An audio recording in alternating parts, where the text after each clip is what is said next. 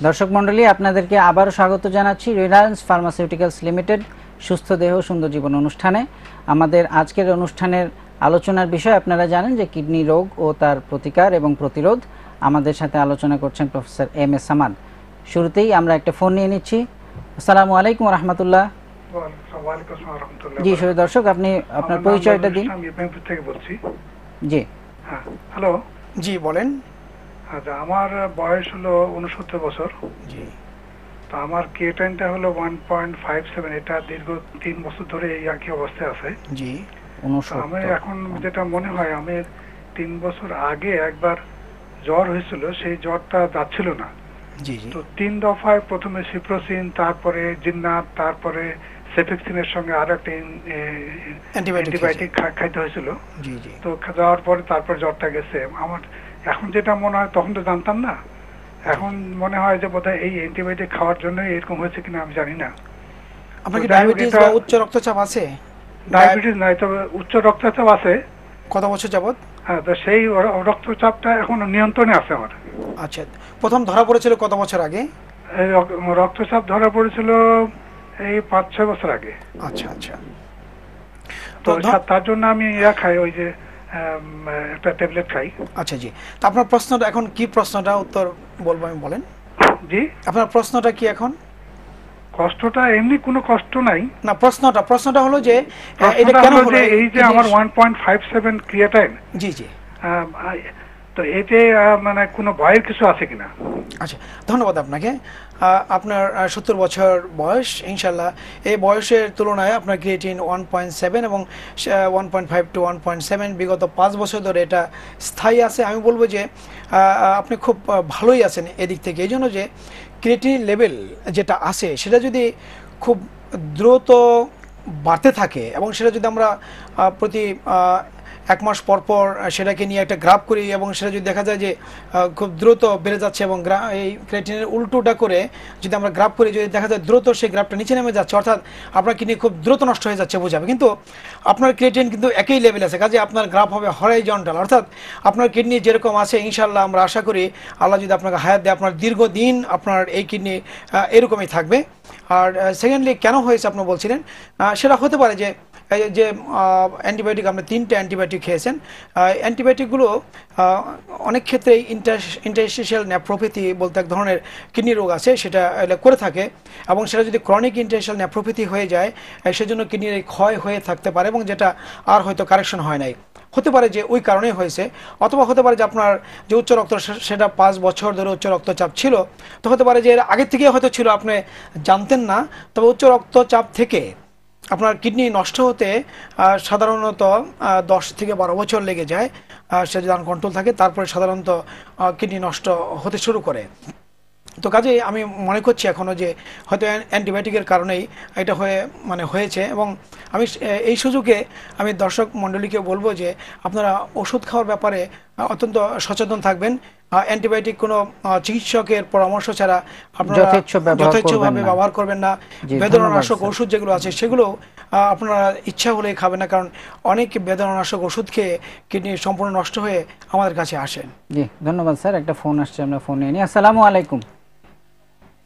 ওয়ালাইকুম আসসালাম ভাই।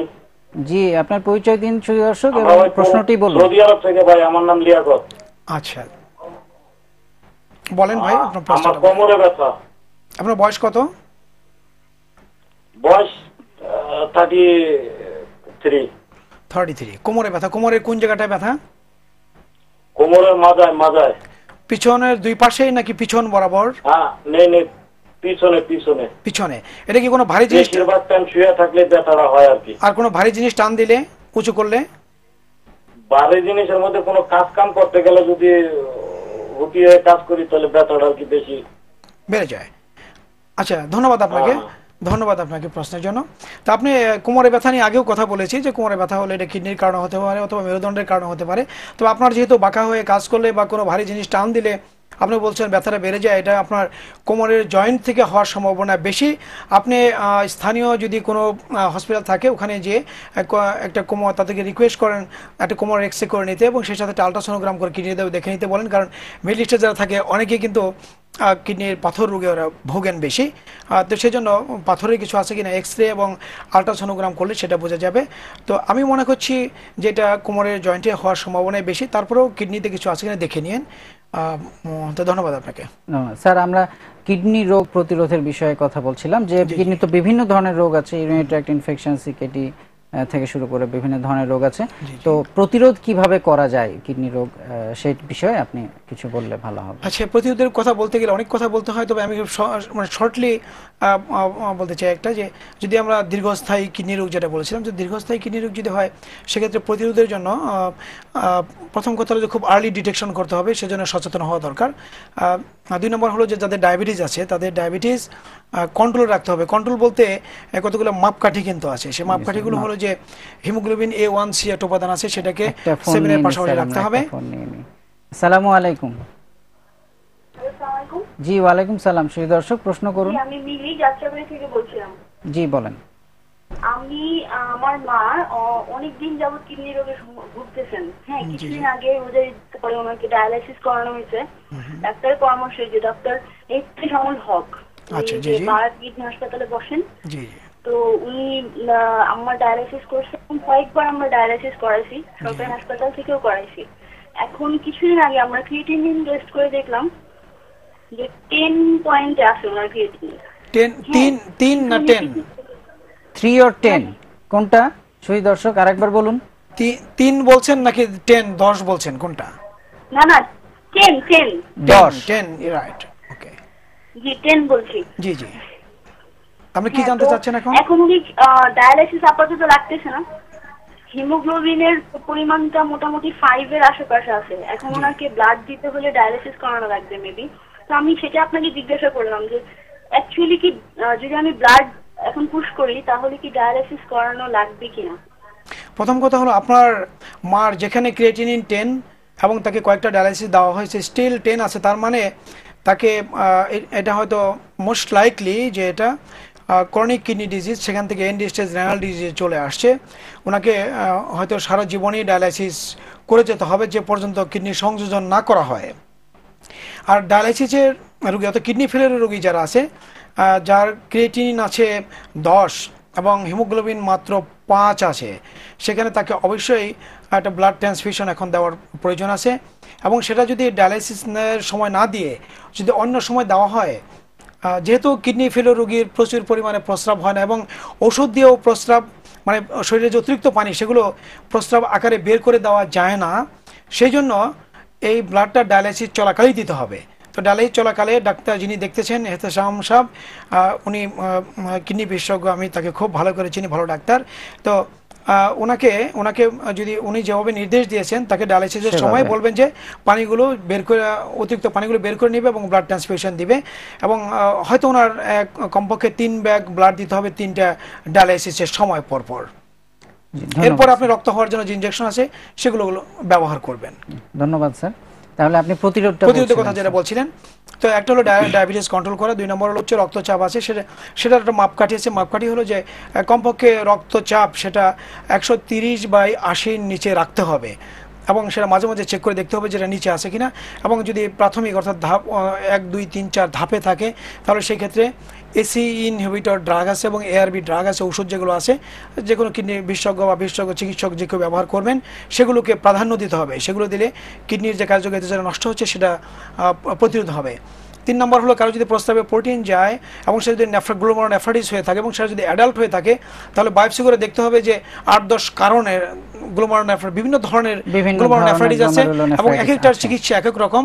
সেটা বায়োপসি করে ডিটেক্ট করতে হবে কোন টাইপের সে গ্লোমারোনেফ্রাইটিস এবং তার অ্যাপ্রোপ্রিয়েট চিকিৎসা দিলে অনেক ক্ষেত্রে দেখা যায় কিডনি সম্পূর্ণ ভালো হয়ে যেতে পারে, অনেক ক্ষেত্রে এটাকে কন্ট্রোল করে রাখা যেতে পারে। তারপরে কতগুলো মানে জেনারেল কথা আমি যেটা বলতে চাই, যে মানুষের যে দৈনন্দিন জীবনযাত্রায় যে আমাদের অভ্যাস আছে, সে অভ্যাসের কিছু পরিবর্তন আনা দরকার।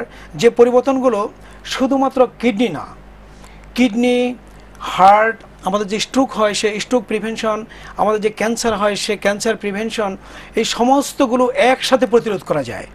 সেগুলো হলো যে আমাদের ওজনের ক্ষেত্রে আমরা যদি সচেতন থাকি যে আমাদের যতটুকু ওজন ততটুকুই থাকবে, অতিরিক্ত ওজন থাকলে নিয়মিত এক্সারসাইজ করে ব্যায়াম করে সে এবং ডায়েটিং করে ওজন কমিয়ে আনতে হবে, নিয়মিত ব্যায়াম করতে হবে।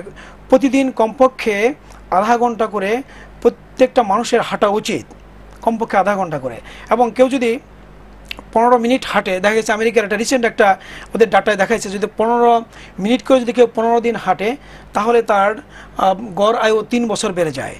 এবং 100 মিনিট পর্যন্ত এরকমভাবে প্রতি 30 মিনিটের জন্য পরবর্তী গড় আয়ু 3 বছর করে বাড়তে থাকে। তাহলে হাঁটার গুরুত্ব কত অপরিসীম। আমরা যে ধূমপান করি, ধূমপান করে নিজেদের লাং ড্যামেজ করে দিচ্ছি, ব্রেন নষ্ট করে দিচ্ছি, আমাদের বিভিন্ন ধরনের ক্যান্সার হচ্ছে, আমাদের কিডনি রোগ হচ্ছে ধূমপানের জন্য, রক্তনালী ড্যামেজ হয়ে যাচ্ছে। একটা প্রশ্ন আছে, একটু নিয়ে নিন স্যার। আসসালামু আলাইকুম। জি সুধী দর্শক বলুন। জি হ্যালো। আমি ঢাকা থেকে জি আপনার টেলিভিশনের সাউন্ডটা একটু কমিয়ে দিন সুধী দর্শক, আপনার টেলিভিশনের সাউন্ডটা একটু কমিয়ে দিন। জি হ্যালো। টেলিভিশনের সাউন্ড কমিয়ে দিয়ে বলেন, এবার বলেন। জি জি হ্যালো। জি জি বলেন, শুনতে পাচ্ছেন। আমি সারার একজন রোগী। জি জি হ্যাঁ আমি ঢাকাতে বলছি। তা আমার একটু ইউরিনারি সমস্যা। জি সেটা হলো ওই স্যারের কাছে যাওয়ার পরে অনেক পরীক্ষা করছে, আলট্রাসাউন্ড, তারপরে যে ওই যে ইউরিন কালচার, তারপরে টেস্ট তো সবগুলোই করা হয়েছে। জি জি তো ইউরিনের সমস্যা এখনো রয়ে গেছে, প্রস্রাব করতে গেলে এখন একটু ব্যথা করে আর কি, জি এটাই সারতেছে না। আর মাঝে মধ্যে প্রস্রাবে একটু হলুদের চেয়ে একটু বেশি কালার হয়ে যায়। তা ওষুধ এখনো খাচ্ছি স্যার, ওই যে ইউরোমক্স, তারপর ইউফল-2। আপনার বয়স কত? আপনার বয়স কত? আমার বয়স 52। 52। জি জি যে এখন আপনার ওষুধই চলছে স্যার। জি জি বুঝতে পারছি। এখন মোটামুটি ভালো হয়ে গেছিল। প্রথম দিয়েছিলেন অ্যান্টিবায়োটিক, ওই যে 1 গ্রামের কি যেন, হ্যাঁ তারপরে দিয়েছেন ওগুলা খাওয়ার পর একবার ভালো হয়ে গেছিল, জি জি পরে আবার গেছে, যাওয়ার পরে দিয়েছিলেন অপূরণ নেশা। জি জি এগুলা খাইয়া কিছুদিন কমে গেছে, এখন আবার ওইরকম একটু দেখা দিচ্ছে আর কি, প্রসাব করার সময় একটু দেখা করে। জি ধন্যবাদ। প্রসাবে যাওয়ার প্রায় সময়। জি ধন্যবাদ আপনাকে আপনার প্রশ্ন করার জন্য। আপনার যেটা হচ্ছে আপনার প্রোস্টেট বড় আছে, প্রোস্টেট বড় থাকার জন্য আমরা ইউরোম্যাক্স যেটা বলছেন আপনি ট্যামসোলোসিন প্রিপারেশন সেটা দেওয়া হয়েছে। আর 2 নম্বর আপনার যাদের ইউরিনারি ইনফেকশন আপনারা প্রশ্ন করছেন কেন হয়, তো সেটার মধ্যে একটা কারণ যে যাদের প্রস্রাব প্রবাহে যাদের বাধার সৃষ্টি হয় এদের বারে বারে ইউরিনারি ট্র্যাক্ট ইনফেকশন হতে পারে। তাছাড়া যাদের ডায়াবেটিস আছে, যাদের প্রস্রাবের নালী যাদের সরু হয়ে যায়, যাদের কিডনিতে স্টোন থাকে, যাদের প্রতিরোধ ক্ষমতা কম, শরীরের ইমিউনিটি কম, এদেরও ইউরিনারি ইনফেকশন বেশি হয়ে থাকে। তো ওনার ক্ষেত্রে যেটা হয়েছে, ওনার ওই যে প্রস্রাব প্রবাহে বাধা হচ্ছে তার প্রস্টেট বড় হওয়ার জন্য, সেজন্য আপনার এই ইউরিনারি ট্র্যাক্ট ইনফেকশনটা বারে বারে হচ্ছে। তো আমরা যেটা ট্যামসোলোসিন প্রিপারেশন যেটা দিয়েছি সেটা দিয়ে আমরা চাচ্ছি যে এটা যে ওষুধটা প্রস্রাবের নালীটাকে সাময়িকভাবে স্ফীত করে, এটা মোটামুটি 18 থেকে 24 ঘন্টা স্ফীত রাখতে পারে, এবং সেজন্য এটা আপনাকে কন্টিনিউয়াস দিয়ে যাচ্ছি। এবং এরপর আমরা যে অ্যান্টিবায়োটিক দিয়েছি সেটা কিউর করার জন্য সাময়িক। এরপর হয়তো আমরা চিন্তা করব যে যদি আরও বারবার হয়ে থাকে তাহলে একটা অ্যান্টিবায়োটিক আমরা দিয়ে রাখবো 1 নাগারে 6 মাস অল্প ডোজে, শুধু রাতে খাওয়ার জন্য। এতেও যদি দেখা যায় বারবার হচ্ছে তাহলে আমাকে ধরে নিতে হবে যে আপনার যে প্রস্তাবে যে বাধার সৃষ্টি হচ্ছে প্রোস্টেট বড় হয়ে যাওয়ার জন্য, সেটা তাহলে আর শুধু ওষুধে চলবে না, তখন ইউরোলজিস্টের মাধ্যমে আপনার একটা টিওআরপি অপারেশন আছে, প্রস্তাবের নালী দিয়ে সেটাকে ড্রেজিং করে এটা মোটা করে দিতে পারবে, আমরা সেটার জন্য রেফার করব আপনাকে। ধন্যবাদ আপনাকে। ধন্যবাদ স্যার। এখানে আরেকটা প্রশ্ন আমি একটু জানতে চাচ্ছি, অনেকে বলে যে প্রস্রাব দীর্ঘ সময় ধরে রাখলে জি সেটা ইউরিনারি ট্র্যাক্ট ইনফেকশনের পরিমাণ বাড়ায়, এটা কি ঠিক কিনা? এটা ঠিক, এটা এক্স্যাক্টলি ঠিক। যদি কারো প্রস্রাবের চাপ হয় এবং সে যদি সেটা সময় মতো প্রস্রাব না করে, তাহলে প্রস্রাব যতক্ষণ বেশি থেকে যাবে থলিতে, কারণ দেখা যায় প্রস্রাবের থলিতে কম বেশি ব্যাকটেরিয়া প্রবেশ করতেই থাকে। বিশেষ করে মহিলাদের যে প্রস্রাবের যে নালী সেটা তো খুব ছোট, মাত্র 4 সেন্টিমিটার, ছেলেদের এটা হয়তো 15 সেন্টিমিটার বা তার চেয়ে বেশি হয়ে থাকে। তো মেয়েদের